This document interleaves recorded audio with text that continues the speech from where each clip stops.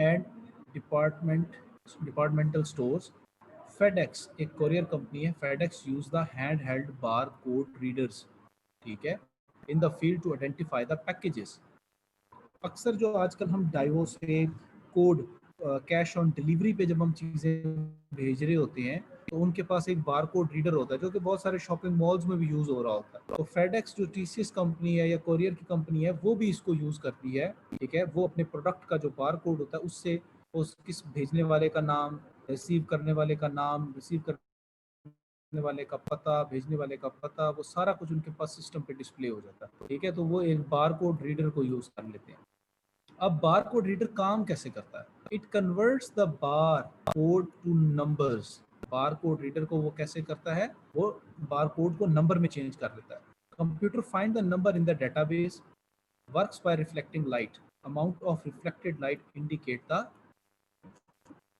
numbers, amount of reflected light indicates numbers। the यहाँ पर एक वर्ड यूज हो रहा है यूपीसी कोड। बार कोड के साथ ये यूपीसी कोड क्या चीज़ है? Universal product code is a barcode symbology that is widely used in the United States, Canada, United Kingdom, Australia, New Zealand and other countries for tracking the trade items in the store, ठीक है। Universal product code technically refers to Universal Product Code A, consists of 12 numeric digits that are uniquely assigned to each trade item।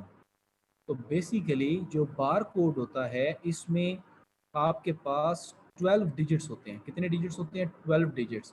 और हर digit के लिए ये एक बार line होती है, एक बार होती है, एक लाइन एक बार जो होती है एक डिजिट को शो कर रही होती है। तो बेसिकली 12 डिजिट्स के लिए हम अलग अलग बार को कंसीडर कर रहे होते हैं, ठीक है। तो ये जो बार कोड होता है ये बेसिकली यूनिवर्सल प्रोडक्ट कोड होता है। अगर इसको चाइना में, कनाडा में, यूके में, ऑस्ट्रेलिया में, न्यूजीलैंड में, पाकिस्तान में और इंडिया में और इस तरह एशियन कंट्रीज़ में भी इस बार कोड को स्कैन किया जाएगा जो कि एक प्रोडक्ट का है, फॉर एग्जांपल एक सोप का है, ठीक है। तो ये वही बार कोड वही नाम दिखाएगा जो उस बार कोड का पीछे लिखा हुआ है, ठीक है। सेम बार कोड कहीं पर भी स्कैन किया जाएगा तो वो सोप ही दिखाएगा कि ये सोप है। तो बार कोड का ये बड़ा फायदा है, ठीक है। आप नोट करें कंप्यूटर हर चीज को मैथ में कन्वर्ट कर लेता है, हर चीज को मैथ में कन्वर्ट कर लेता है। ये मैंने पहले भी कई बार बताया, दोबारा बता रहा हूँ, कंप्यूटर पूरे का पूरा मैथमेटिक्स पे बेस कर रहा है। आप देखें ये बार कोड एक लाइंस हैं लेकिन अल्टीमेटली ये किस में चेंज हो रही हैं? नंबर्स में। नंबर किस में चेंज हो रहे हैं? Binary number. ये सब मैथ है, मैथमेटिक्स है बेसिकली। कंप्यूटर इटसेल्फ, मैथमेटिशियन ने इनको डिज़ाइन किया है कंप्यूटर्स को और वहाँ से ये आगे डेवलप हुए हैं, डिज़ाइन हुए हैं, ठीक है। ऑप्टिकल इनपुट डिवाइसेस में हमारे पास क्या है? नेक्स्ट चीज़ इमेज स्कैनर, जो बेसिकली हमारे पास बड़ा होता है स्कैनर, उसकी बात कर रहे हैं। Converts the printed media into electronic copy, ठीक है। जैसे हार्ड कॉपी पेपर की होती है उसको इलेक्ट्रॉनिक कॉपी बनाता है। अब ये बेसिकली स्कैनर काम कैसे करता है? स्कैनर सबसे पहले काम क्या करता है कि आपके पास एक पेज, अगर आप सबके पास बुक हो तो एक पिक्चर बनी हुई है, उस पिक्चर में बताया हुआ होगा कि एक लाइट है, बीम ऑफ लाइट, यहाँ पे स्कैनर के ऊपर एक लाइट लगी होती है।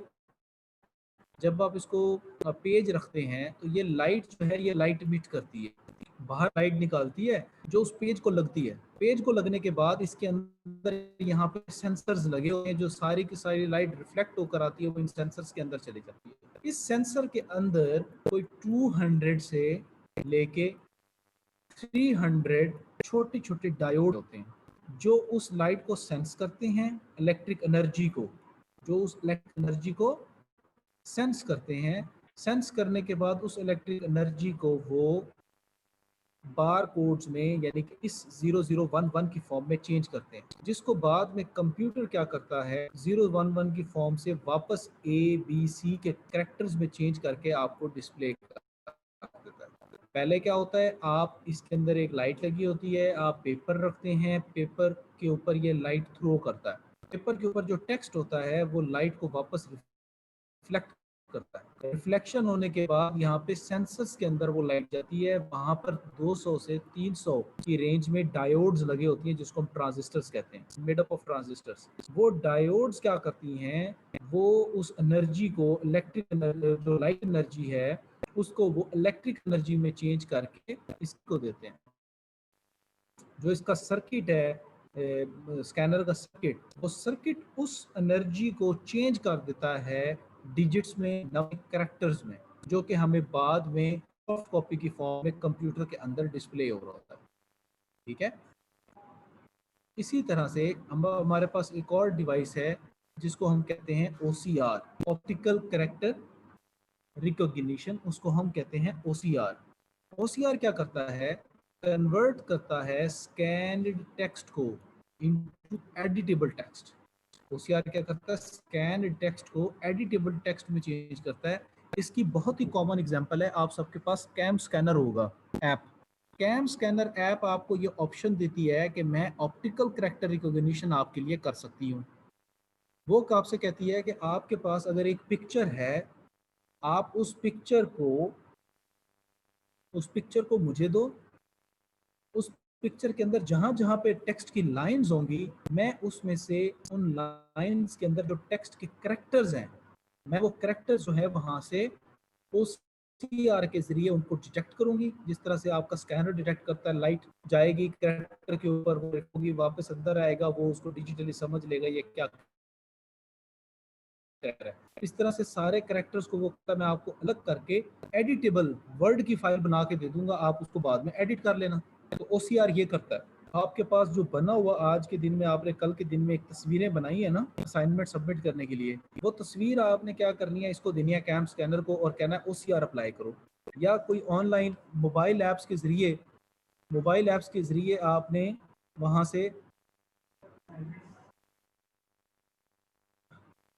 से मोबाइल ऐप से नहीं बैठा हुआ अभी कोई।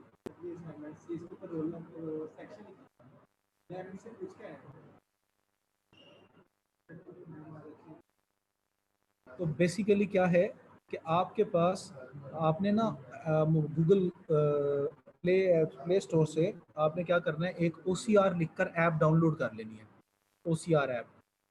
ठीक है, तो वो OCR ऐप क्या करेगी, आपसे पिक्चर मांगेगी और पिक्चर के अंदर जो भी डाटा लिखा होगा उस डाटे को वो स्कैन करके उसमें से आपको एडिटेबल वर्ड फाइल बना के दे देगी। कभी आपने ये भी अक्सर सुना होगा कि आपके पास एक्सेल की फाइल होगी जिसके अंदर फार्मूलाज और रिजल्ट्स होंगे, वो आपसे कहेगा convert Excel into editable file.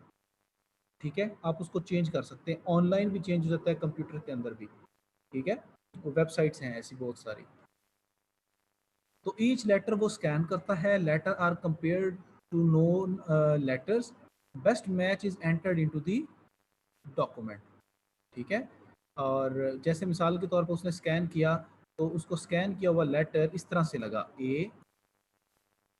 ठीक है, और ये ए भी लगा। जो लेटर उसने स्कैन किया अगर वो इसके करीब होगा तो वो स्मॉल ए वहां पर एंटर कर देगा।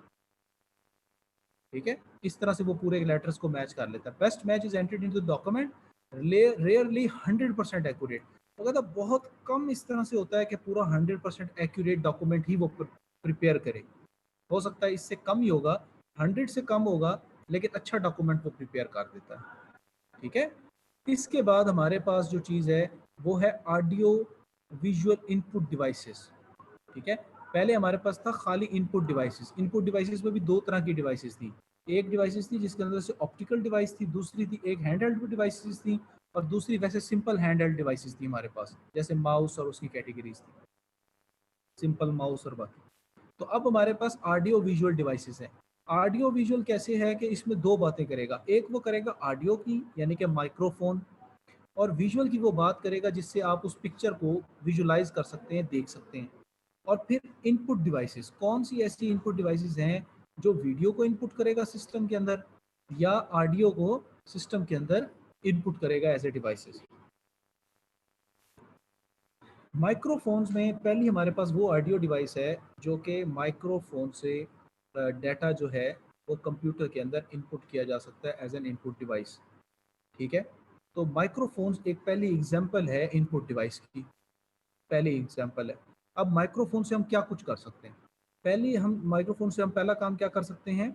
We can record a speech by using a microphone. We can record a speech. जैसे आजकल हम व्हाट्सएप से क्या करते हैं, माइक्रोफोन को यूज़ करके व्हाट्सएप एप्लीकेशन से हम कोई भी स्पीच, कोई भी बात रिकॉर्ड करते हैं और सेंड कर देते हैं।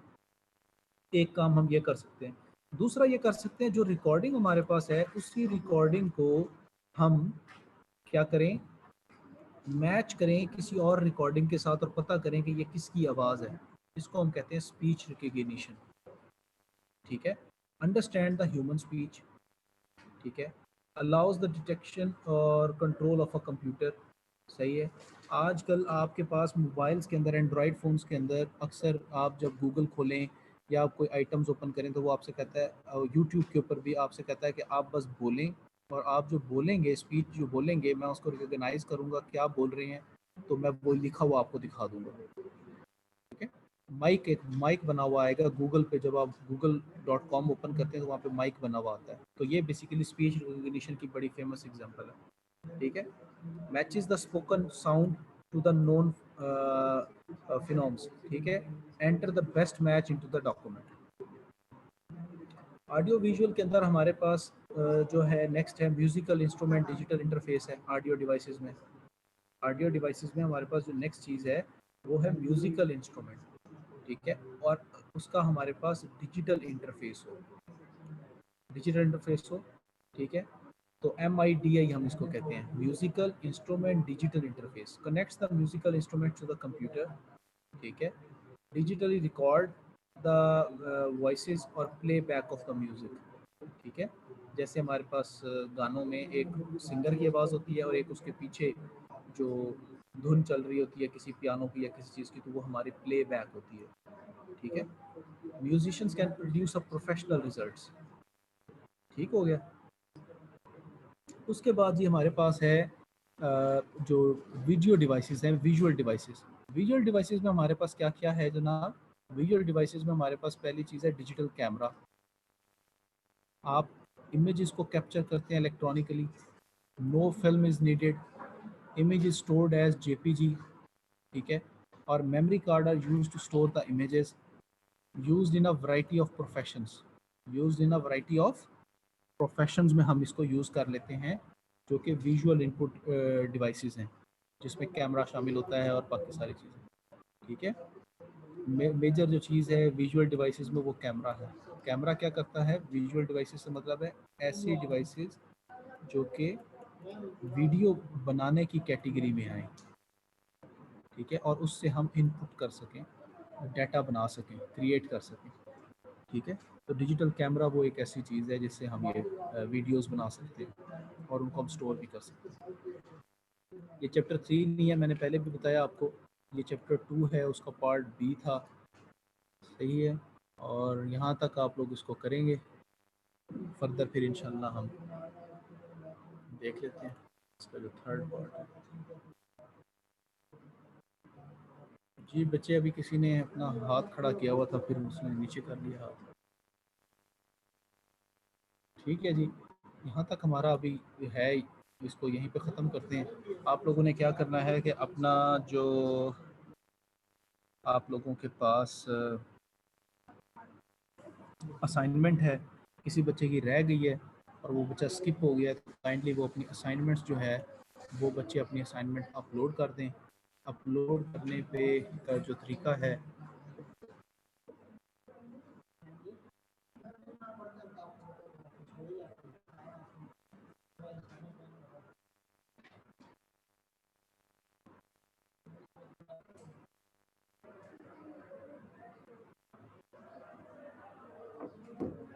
ठीक है, तो वो आप लोग वहाँ पर उसको अपलोड कर दें। जी भाई, आपको अनम्यूट कर दिया, बताएं अपना माइक अनम्यूट करके बात करें। अस्सलाम वालेकुम सर जी। अपलोड मैंने की है लेकिन पता ही नहीं चलता कि फाइल अपलोड होगी या नहीं हुई। आप अपने CR से पूछना, उसको इसके बारे में मैंने पहले बता दिया। ठीक है, इसके अलावा कोई और ठीक है बात? सर, नहीं यही पूछनी थी बस सर। ओके, ये CR आपको बता दें।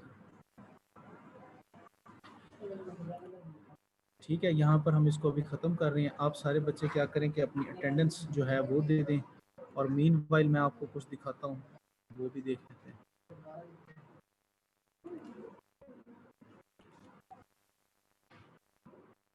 ये अब एक भाई हैं, इन्होंने मुझे ये मैसेज सेंड किया है कि सर फाइल जो है वो अपलोड नहीं हो रही। मैंने अभी आप सबको ये बात समझाई है कि ये इस बच्चे ने मुझे फ़ाइल भेजी है कि ये फ़ाइल अपलोड नहीं हो रही। इसकी जो एक्सटेंशन है ये .pptx है, .pptx है। ये पावर पॉइंट की फ़ाइल है, यहाँ पर .pdf होना चाहिए, .pdf होना चाहिए। pptx की फ़ाइल अपलोड नहीं की जा सकती। ये मैंने पहले भी ये बात समझाई है और अब दोबारा भी मैं आप सबसे कह रहा हूँ, काइंडली अपनी जो फ़ाइल है वो .pdf में अपलोड करें और pdf फाइल ही अपलोड होगी। जो दूसरा बच्चा था जिसने अभी सवाल किया था कि सर मुझे नहीं पता चला कैसे फ़ाइल अपलोड हो गई है या नहीं हुई, तो बेटा अगर इस निशान को अगर आप टिक कर देते ना, इस वाले निशान को कि send me a copy of my response, तो आपको पता लग जाता कि आपकी फ़ाइल जो है वो सक्सेसफुली सबमिट हो गई है या नहीं। ठीक है, बाकी जो भी है आप अपने सीआर से पूछेंगे और जीआर से, वो आपको प्रॉपर गाइड करेंगे।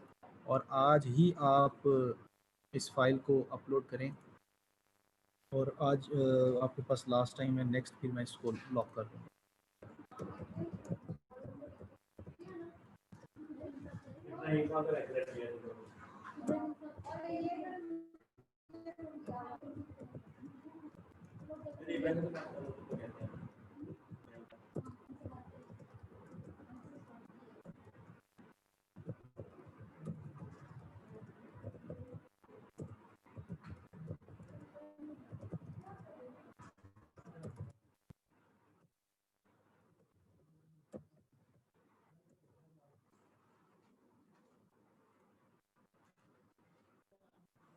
ठीक है जी, यहाँ पर अभी हम ये लेक्चर ख़त्म करते हैं, नेक्स्ट टाइम चैप्टर जो है वो 3 स्टार्ट करेंगे।